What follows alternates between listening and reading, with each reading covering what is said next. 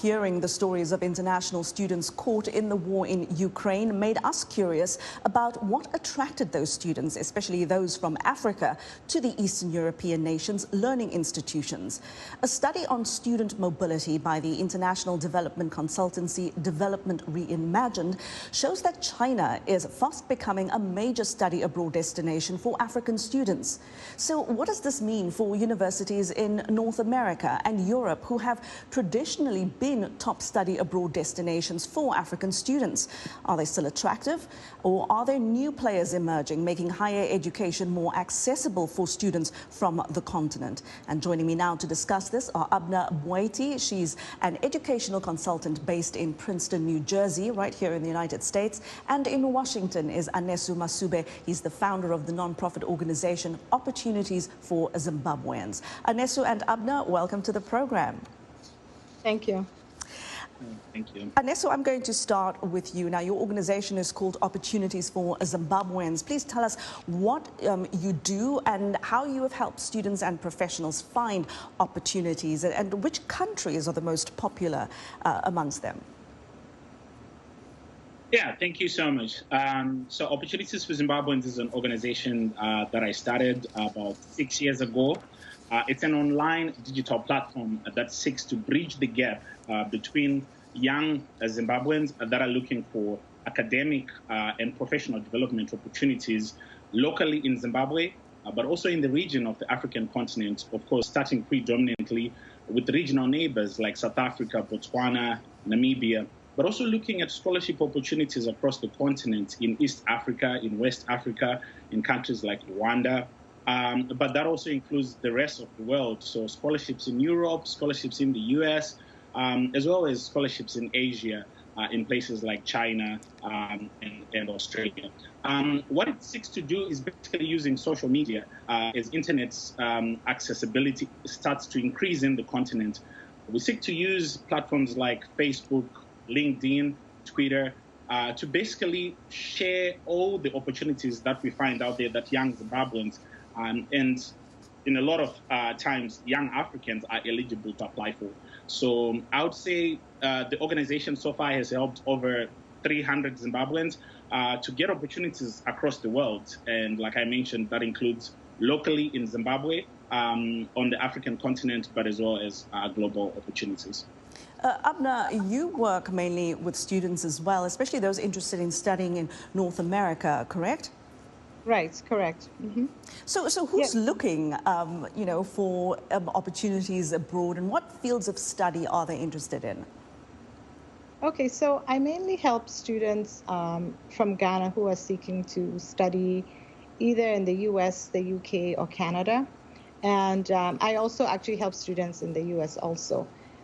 From Ghana, I would say most of them is a combination between business, the liberal arts, and engineering, or STEM. STEM majors are actually very popular as well. And so these are mostly students from international private high schools. And I also help a lot of students also from the public sector high schools as well. Traditionally, those who attend the more private international schools are better prepared in a lot of ways, because the entry requirements are a little bit more stringent, especially when seeking scholarships and financial aid in the U.S. Anesu, as we continue to see students from Africa trying to leave Ukraine, and of course, none of us could have predicted or anticipated, that war would break out. But what was so attractive about Ukraine's learning institutions in the first place, and particularly for students from African countries who, as we've been talking, traditionally would go study abroad in the US or in Europe? Yeah, absolutely. I think there are a number of factors that could attract African students to study in Ukraine. The first one, like you mentioned, countries like the US and Europe can only take a certain number of African students, right? They can only take a small portion of students. So where do the rest of the students that are interested in studying abroad go? Of course, they end up looking at alternative options like Ukraine or China, or some places within the African continent itself. So that's number one, just options. It cannot just be Europe and the USA. Other countries have these kind of similar opportunities and scholarships. Then the second one really is affordability. Studying in Ukraine and places like India and Russia is relatively cheaper compared to tuition fees here in the US or in Europe. And then you start thinking about the easiness of getting visas or student visas and things like that. You would find that it's relatively much easier in those countries. Once you get a place in a university, you're almost guaranteed to get a visa. That's not usually the same case in countries like the US or Europe. And the third one is really young people are becoming increasingly interested in a global village, right? There is strength in power in having a diverse set of experience. So in as much as it is an advantage to study abroad in America, it's becoming also increasingly an advantage for an African who has also studied in a country like Ukraine, because they bring a diverse set of experience, which most global companies are looking for in terms of skills and experience from young people. Abner, when you speak to students, are these factors like money, visas, are they major turnoffs and are they major drawing cards too? I mean, where does all of this leave the US or Canadian or European learning institutions? Are they still destinations of choice for African students looking to study abroad in your experience? I think they're still the first destination of choice, although, like Anesu mentioned, cost is increasingly becoming a big barrier. It always has. And as it becomes more competitive, scholarships and financial aid is also, very competitive and is over the years has dwindled quite a bit. So as the cost starts to squeeze students out of the possibility of studying in the U.S., other places that are less expensive become more an alternative to consider. And I think that's kind of what you're seeing, especially with China and Ukraine, is that the cost is definitely something that is becoming more attractive. And as I said earlier, too, I mentioned that the entrance requirements are also still pretty stringent and rigorous in the U.S. I mean, getting into a U.S. college, you do need to have a pretty strong, academic record. You need to also typically take the standardized test, although now a lot of schools are waiving that, especially over the COVID period. Schools were waiving the SAT requirements, ACT requirements. However, other, holistic qualities are also looked at, such as leadership qualities, extracurricular involvement. So the requirements are just so much more, and I think students just want a more straightforward path that's also relatively cheaper. And so then, these other areas become more and more attractive. And the quality of education in Ukraine and China are, in a lot of cases, just as good. So why not? If it's cheaper and more accessible, and as Anesu mentioned too, the visa requirement sometimes is quite a turn-off to students and families. And it's worth noting the kind of economic wherewithal you need just to get to the United States, never mind your studies and your lodging. But Anesu, we know that now that universities, of course, also do profit from foreign students. And you've also been involved in exchange programs in countries like India and Russia. What do these universities offer students, particularly from the African continent? What do they offer that one might not realize? Yeah, I think just a different perspective to the world, right? Like, for the most part, I think the big benefits from studying abroad or exchange programs is that diverse set of experience that you get. When I did an exchange program in India, it really opened up sort of my eyes, my world, because I did not know much about, how the Indian economy works, how technology is such a big thing in a place like India. And it just gives you, like I said, a wide set of understanding of the world and global economics and global sort of politics. And I think this is very attractive, especially to young people who are interested in international careers. I see it here in Washington, D.C., at institutions like the World Bank or corporate companies that are global, like technology companies. They look for these students that have, experiences in not just one country or one continent. I think it's increasingly becoming a strength for anyone's resume that has experience not only from their country but from another continent. So I think these increasingly become sort of opportunities that young people and young students are interested in as most and most companies become global and look for this diverse set of experience. Abna, for some, prestige is still a very big part of the learning institution, I guess, the one that they choose. Does a qualification from, say, the finest universities in places like India or Russia or China, for that matter, have the same kind of potential to open up opportunities as, say, a degree or postgraduate degree from Harvard or Princeton, MIT, or any of the other prestigious universities here in the United States and in Canada, of course? Well, I think it's definitely an advantage if you gain a degree from a well-known university, like say Harvard or Yale, because it's definitely, whether we agree or not, it in general opens doors, and I would say that that's definitely one of the benefits or advantages to attending a university that is well-known and has a name, basically.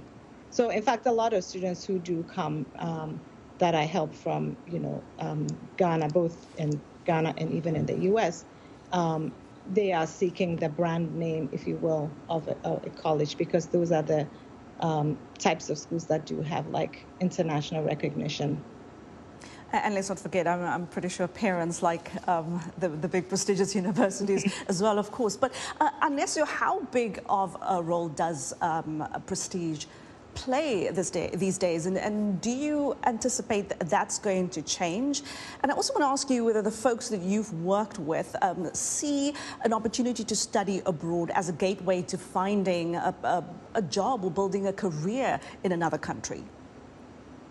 Yeah, I agree with Abna. Yes, those places like Harvard, Oxford, or these big universities still carry such a big name and attractive, sort of prestigious.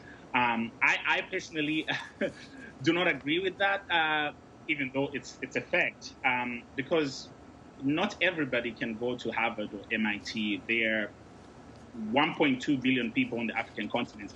If you take the percentage of Africans that can go to a Harvard, it's very, very tiny and small compared to the rest of the workforce that will actually fill in majority of the positions in those economies. So I tend to focus more on scholarships from universities that are less known, because personally, that was my journey. I did not go to a Harvard or an MIT. I went to college in Zimbabwe. I did my master's at a small university here in America. And, doing exchange programs in places like India and Russia. These are channels that majority of people easily become eligible to apply for. And a lot of people do not recognize that it's not only the 2% of students that can get scholarships, but a wider range of students can actually get some sort of funding, especially if you consider sort of alternative universities, simply because not everyone can go to Harvard or MIT. So it's almost one of the things we're trying to do at Opportunities for Zimbabweans is identifying these other opportunities or channels that are less known or less talked about, but that have helped hundreds and hundreds and thousands of students over the years. And usually, once you get your master's degree abroad, it depends on what you want to get from it. Of course, the main one is getting a job right after. That could be locally or internationally. But also, we see a lot of people that are interested in going back to the continent and apply what they have learned, right? Depending on, of course, the economy of the country you come from, how available opportunities are locally to get a job. Some even get into politics. There was a statistic somewhere I saw that a number of African presidents right now did an exchange program or a study abroad somewhere, somehow in their career. I've forgotten the exact number, but even if you look at the leadership on the continent right now, you can see those trends of people that have either studied abroad, have traveled, So these things increasingly become sort of an attractive thing for any student who has the opportunity to gain some experience, whether it's through an academic scholarship or it's through an exchange program, even as short as a 2-week exchange program or 1-month exchange program. I think it's playing a very critical role in helping students get more opportunities than the ones that are just locally available to them. Abna, given the situation right now in the world, apart from figuring out how and where to continue their studies for students who have had to leave Ukraine, there's also this psychological effect that this war has had on them. Here on our show, we've heard stories from students from Zimbabwe and from Ghana who were stuck in conflict zones in Ukraine, and they talk about the fact that they will probably never enjoy fireworks again, or every time a door closes they jump.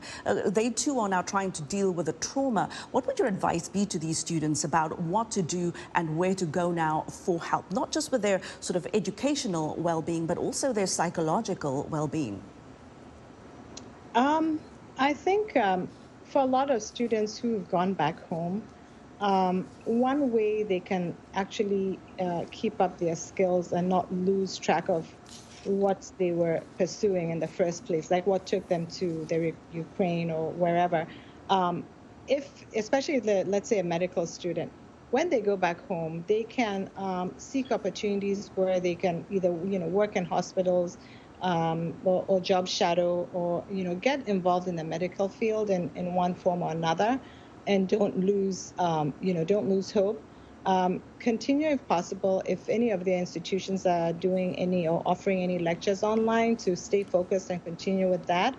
And then the other thing too then would be start exploring other countries, and also within Ghana or Zimbabwe itself, or wherever the students have gone back home. Keep seeking opportunities within the higher education institutions within their countries, respective countries. They will probably be able to transfer or reapply. But I would advise them or encourage them to stay focused and not lose track of what they initially set out to do. Anesu Masube and Abna Bwaiti, thank you so much for your perspective. It's great to speak with you. Thank you for joining us here on Straight Talk Africa. Thanks for your time. Thank you. Thank you very much.